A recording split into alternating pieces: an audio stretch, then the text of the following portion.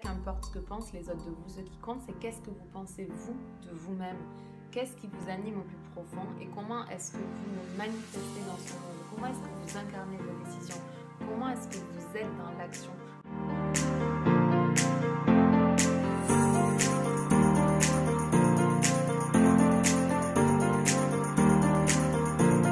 Bonjour tout le monde, je suis Sandrine Carl et je vous souhaite la bienvenue sur ma chaîne YouTube. Je suis très contente de faire cet épisode parce que c'est une vidéo sur laquelle j'aurais aimé tomber il y a quelques années. Alors c'est vraiment avec un grand plaisir que je vous tourne cette vidéo. Le regard des autres, le jugement des autres, c'est quelque chose qui peut ou nous construire ou nous détruire. Il se trouve qu'on arrive dans ce monde ou dans une famille qui est fonctionnelle ou dans une famille qui est dysfonctionnelle.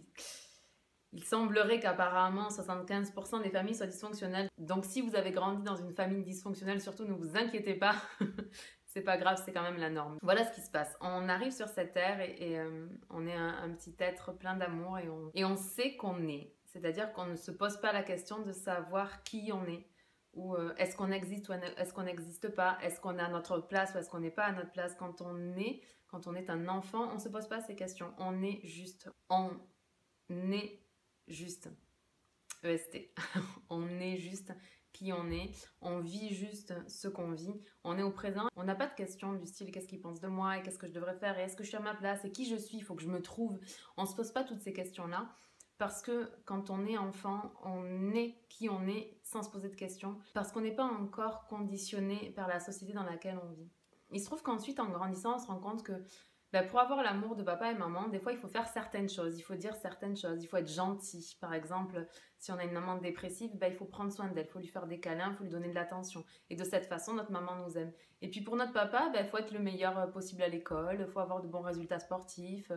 Qu'importe ce que vos parents vous ont demandé inconsciemment, il se trouve que vous vous êtes adapté au regard qu'ils avaient sur vous et à l'image qui s'était fait de vous par rapport à certains comportements que vous avez pu avoir. Si dans votre enfance, vous vous êtes rendu compte que votre papa vous regardiez quand vous avez des bonnes notes à l'école ou quand vous aviez une coupe, vous gagnez une coupe en compétition et que votre maman vous aimait particulièrement quand vous lui accordez de l'attention, vous allez vous construire avec ces deux regards-là et vous allez vous construire en fonction de ces regards. Mais ces regards valident seulement une partie de qui vous êtes. En réalité, nous sommes comme une boule à facettes et chacune des facettes est un trait de personnalité qu'on peut accentuer ou pas.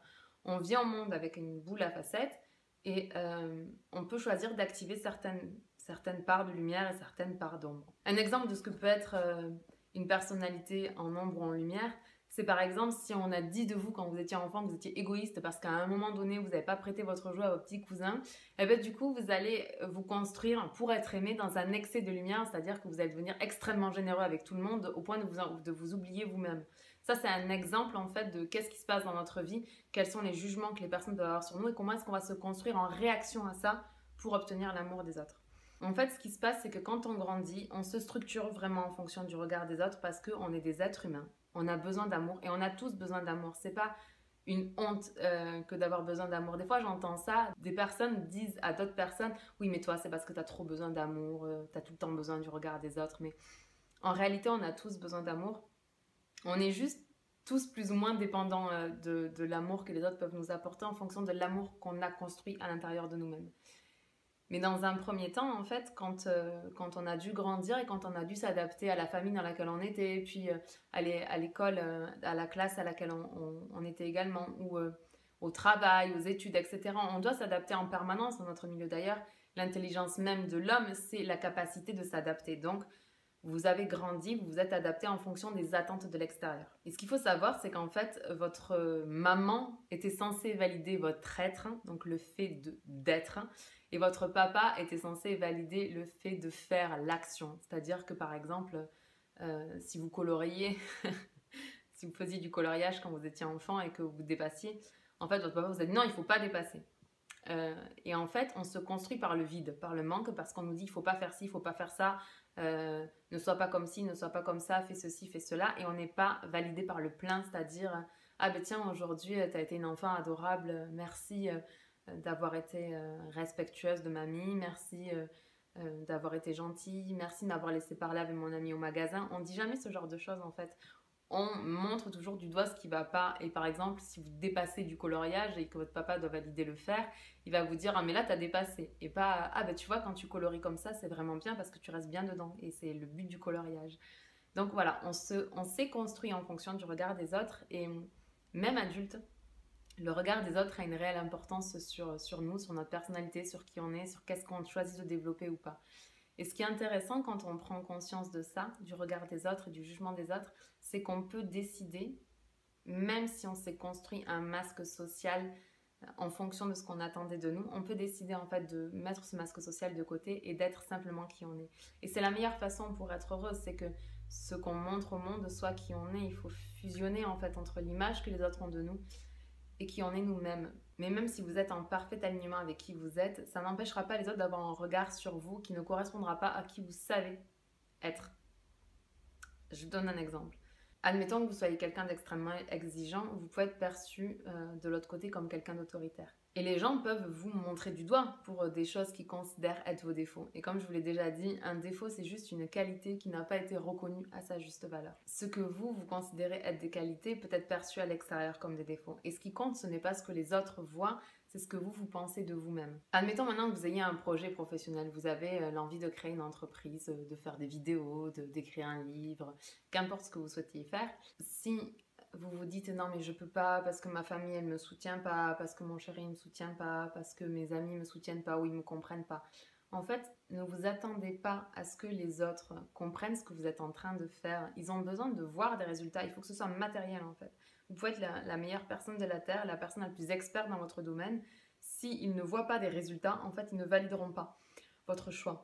Parce qu'ils vont valider en fonction de qui ils sont. Il n'y a pas un monde, il y a 7 milliards de mondes et quelques, puisqu'on est plus de 7 milliards d'individus sur cette planète. Mais il y a 7 milliards de mondes, vous devez juste être au centre de votre propre monde et régner sur votre propre univers. Et comment est-ce qu'on fait ça? Eh bien, on s'accorde du temps. On s'accorde du temps pour savoir, ok, qui je suis, qu'est-ce que je veux. Et puis ensuite, on décide en fonction de qui on est. Mais ne vous attendez pas à ce que les autres vous disent « Ah ma chérie, vraiment bravo, c'est un super projet, tu vas écrire un livre. » Ou « Ah ma chérie, bravo, c'est bien ce que tu fais. » Ah mon chéri, bah oui, mais quelle bonne idée de devenir champion du monde de saut à l'élastique, de saut à la perche ou de handball, qu'importe en fait. Les gens de votre entourage, parce qu'ils vous aiment, ils vont se référer à ce qui pourrait, eux, représenter leur propre bonheur. C'est-à-dire que, par exemple, si vous avez envie de créer une entreprise, c'est moins sécurisant que de trouver un emploi en CDI. Et les gens qui vous entourent, en fait, ils vont penser au premier besoin de l'être humain, qui est le besoin de sécurité. Et ils vont se dire, oui, mais si tu crées ton entreprise, comment tu vas vivre pendant ces temps-là? Et tu vas pas y arriver. Et personne n'a jamais fait ça dans notre famille. Donc, je me souviens d'une histoire, en fait, où c'était quand j'étais étudiante à la fac. J'avais une amie qui avait passé son permis très tard, sur les coups de 25 ans, quelque chose comme ça. Et un jour, elle vient me voir et elle me dit « Ah Sandrine, ça y est, j'ai décidé, je vais passer mon permis de conduire. » Je lui dis « Ah ben c'est cool et tout, je suis super contente pour toi. Mais pourquoi tu l'as pas fait avant ?» Parce que pour moi, c'était intuitif de passer son permis et de l'avoir. Pour moi, il n'y avait pas de problème. En fait, il n'y a pas d'échec possible dans mon cadre de référence au permis, puisqu'il suffit d'apprendre à utiliser une voiture et respecter le code de la route. Donc, c'est juste des comportements. Donc, il n'y a pas de problème avec le fait d'avoir le permis de conduire, puisque c'est des comportements, des compétences et des capacités qu'il suffit d'acquérir. Donc je lui demande pourquoi est-ce qu'elle l'a pas fait avant. Et elle me répond, bah, tu sais, dans ma famille, en fait, toutes les femmes au-dessus de moi, ma mère, ma grand-mère, mes tantes, mon arrière-grand-mère, elles n'ont pas passé le permis. Parce que dans la famille, les femmes, en fait, ne savent pas conduire. Elles sont pas douées pour conduire et jamais personne n'a eu le permis dans ma famille. Elle a annoncé du coup à sa famille qu'elle allait passer le permis et là sa famille a répondu avec des croyances ancestrales de « Mais non, mais tu l'auras jamais, tu sais bien que dans notre famille les femmes ne conduisent pas, tu sais bien qu'on est nuls, il n'y a personne qui a eu le permis, pourquoi est-ce que toi tu l'aurais ?»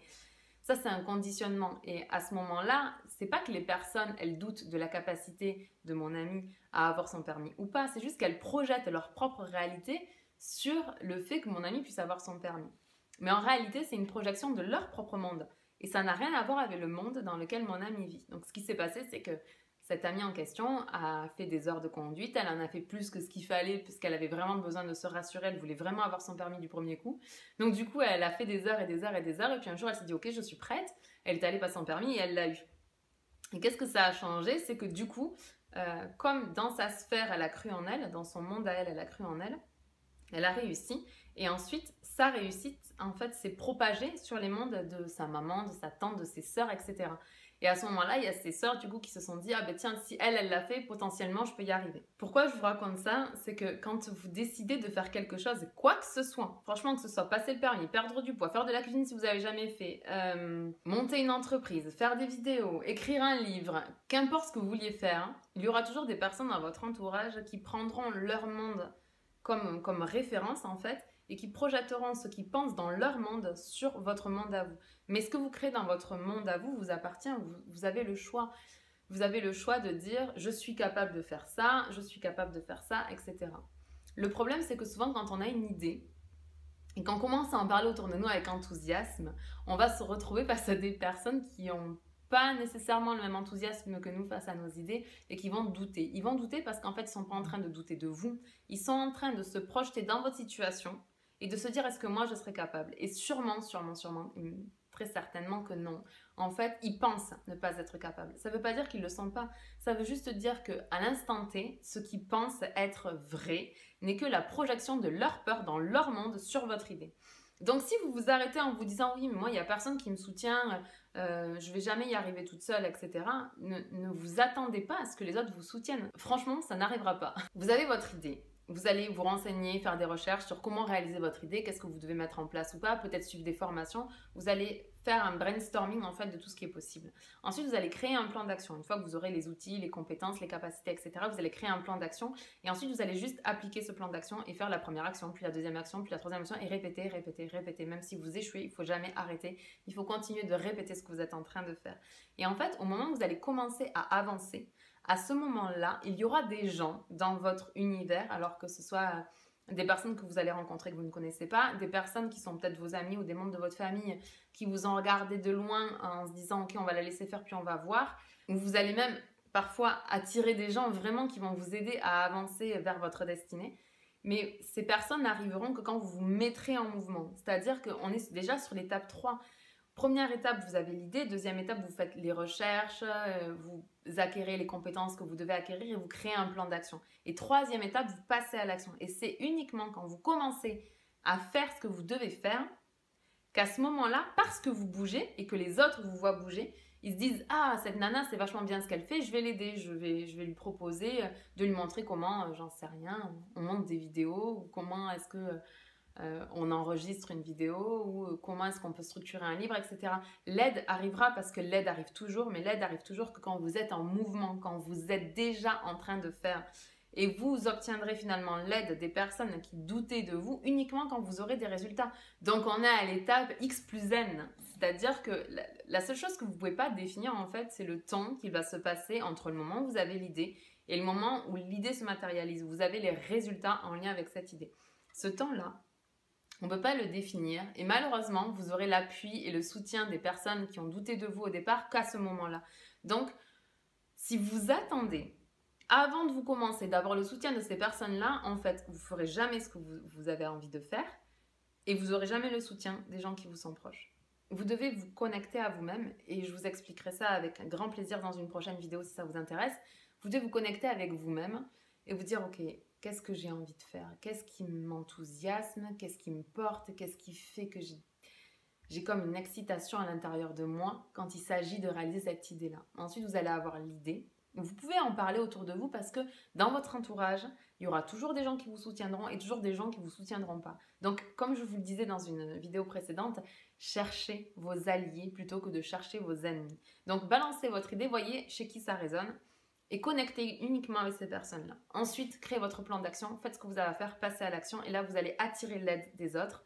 Et uniquement quand vous aurez les résultats, finalement, les dernières personnes qui ne croyaient pas en vous, à ce moment-là, elles s'associeront à votre réussite. Quand je disais que le regard de l'autre peut être constructeur ou destructeur, c'est parce que si on a la chance d'avoir dans notre environnement des personnes qui croient en nous, qui nous encouragent, qui nous motivent, qui nous aident à passer à l'action quand c'est compliqué, eh bien sûr que le regard de l'autre à ce moment-là, il est constructeur. Si vous rencontrez quelqu'un qui vous dit, par exemple, avec Sandrine, je crois en toi, vas-y fonce, vraiment ton projet c'est super, vous n'allez pas avoir la même énergie que si vous dites aux gens « Ah ben je suis en train de faire telle chose.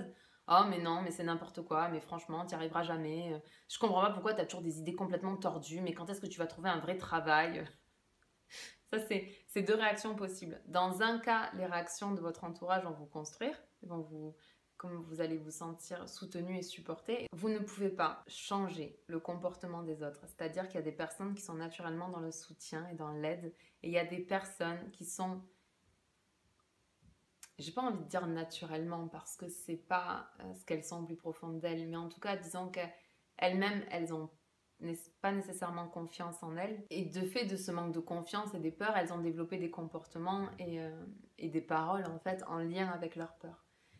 Et donc ces personnes-là qui n'ont pas confiance en elles, comment est-ce qu'elles pourraient vous soutenir puisqu'elles sont a priori pas capables de soutenir leurs propres rêves? Encore une fois, même si vous avez grandi dans une famille dysfonctionnelle, sachez que vous n'êtes pas seul. Parce que majoritairement, on grandit dans des familles qui sont dysfonctionnelles. C'est quoi une famille dysfonctionnelle? Une famille dysfonctionnelle, en fait, c'est une génération où il y a eu des comportements qui n'étaient pas sains, ou qui n'étaient pas constructeurs, ou qui n'étaient pas soutenants. Mais il peut arriver que ces comportements...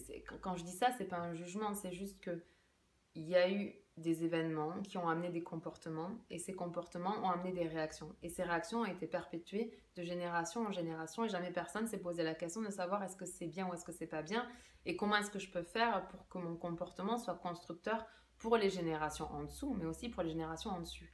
Et quand il n'y a pas ce questionnement-là, en fait, on transmet des règles de vie, des façons de penser, des idées... qui sont latentes en fait, mais qui appartiennent à chaque famille. Chaque famille en fait a ses propres croyances, a ses propres limites, a ses propres peurs. Et on grandit dans ce climat-là. Mais à un moment donné, peu importe le climat dans lequel vous avez grandi, peu importe les peurs de vos parents, de vos grands-parents, les croyances de vos parents, de vos ancêtres ou je ne sais qui, vous pouvez décider de vous dire que votre vie, elle vous appartient. Elle n'appartient pas à vos parents, elle n'appartient pas à vos frères et sœurs, elle n'appartient pas à vos grands-parents, à vos tantes, à vos oncles. Elle vous appartient à vous. Et du coup, vous pouvez décider exactement ce que vous allez faire de votre vie. Si par exemple, vous avez suivi des études d'avocat comme Baptiste de Pape qui a fait le film magnifique L'infinie puissance du cœur, Baptiste de Pape a fait donc des études d'avocat parce que dans sa famille, le métier d'avocat en fait était...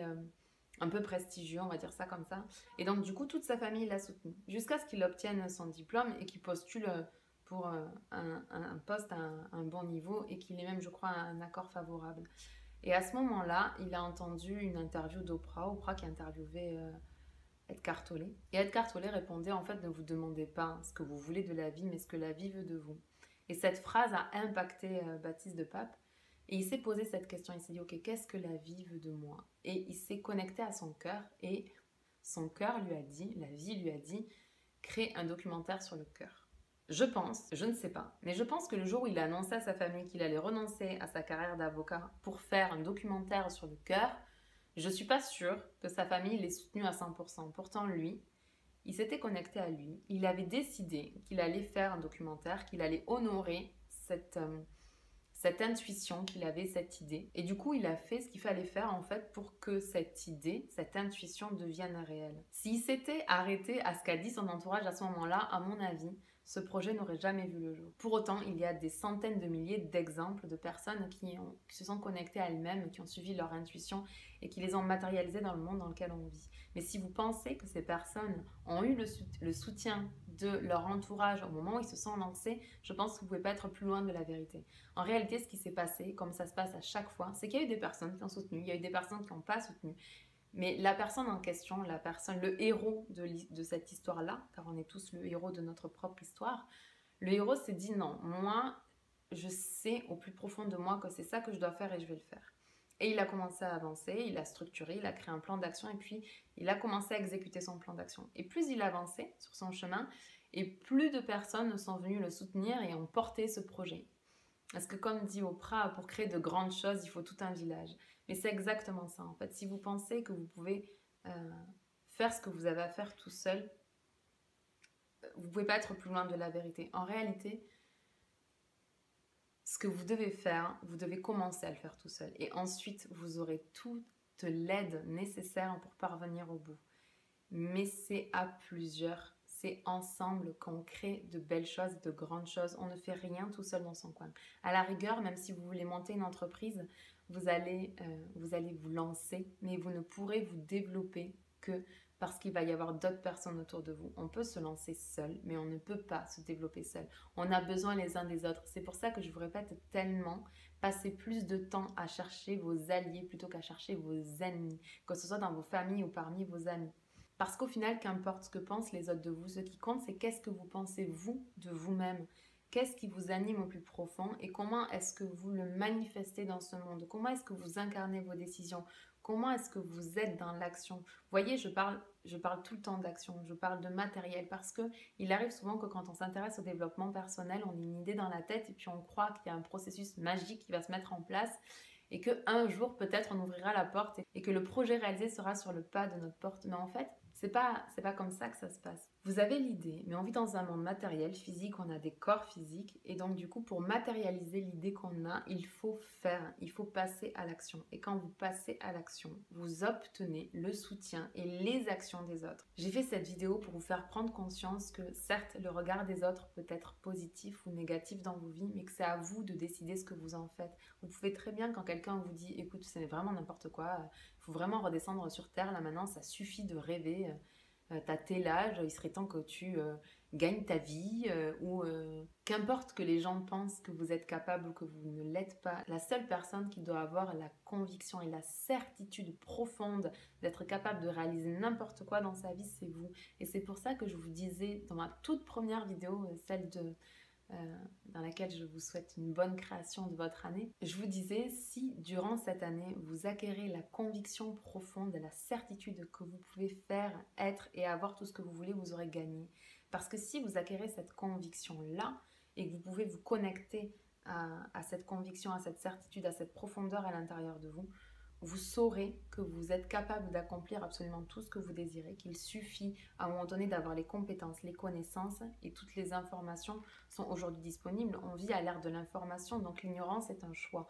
Vous pouvez faire le choix de vous renseigner pour réaliser votre projet. Ensuite, vous allez établir un plan d'action et vous allez passer à l'action. Et votre idée, elle va se manifester parce que quand on produit les mêmes actions répétées de façon massive tout le temps, on obtient des résultats. C'est indéniable. Un champion, il ne naît pas champion, il devient champion et il réussit à l'être parce qu'il s'entraîne, parce qu'il va s'entraîner tous les jours, parce qu'il fait attention à ce qu'il mange, parce qu'il a un mental qui se forme en fait. Il forme un mental de champion et c'est parce qu'il a formé un mental de champion, c'est parce qu'il a fait des actions avec son corps que du coup il obtient des résultats. C'est pas en se levant un matin et en se disant tiens je vais sauter X mètres à la perche qu'on y arrive. C'est en faisant des actions, c'est en s'entraînant, c'est en faisant ce qu'il faut pour aller vers ça, c'est en fermant le gap entre là où vous êtes aujourd'hui et là où vous voulez aller.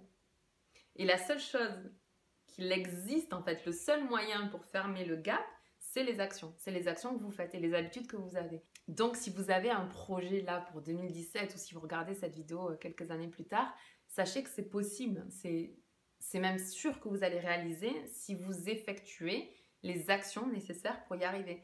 Et qu'importe ce que pensent les gens autour de vous, ce qui compte, c'est ce que vous pensez de vous-même. Alors, travaillez votre psychologie, travaillez vos croyances et tout ce que vous avez dans la tête pour être certain de qui vous êtes et de ce que vous devez faire. Et ensuite, alignez-vous sur ça. Alignez-vous sur cette certitude et cette croyance et commencez à avancer. Et à ce moment-là, vous aurez le soutien des autres. Voilà, cette vidéo est maintenant terminée. J'espère sincèrement qu'elle vous aura aidé. Moi, je sais que j'aurais aimé qu'on me dise ces choses-là il y a quelques années. Il m'a fallu pas mal de temps pour le comprendre, l'intégrer et le vivre. Alors, j'espère sincèrement que ça vous a plu. Bien sûr, je vous invite à me mettre un petit pouce en l'air pour m'encourager à faire des vidéos, à me mettre toutes vos idées de vidéos en commentaire. Vraiment, ce sera un honneur pour moi d'y répondre. Et bien évidemment, je vous invite à vous abonner à cette chaîne YouTube. Cet épisode est maintenant terminé. Je vous embrasse de tout mon cœur et je vous dis à très vite pour une prochaine vidéo. Ciao, ciao.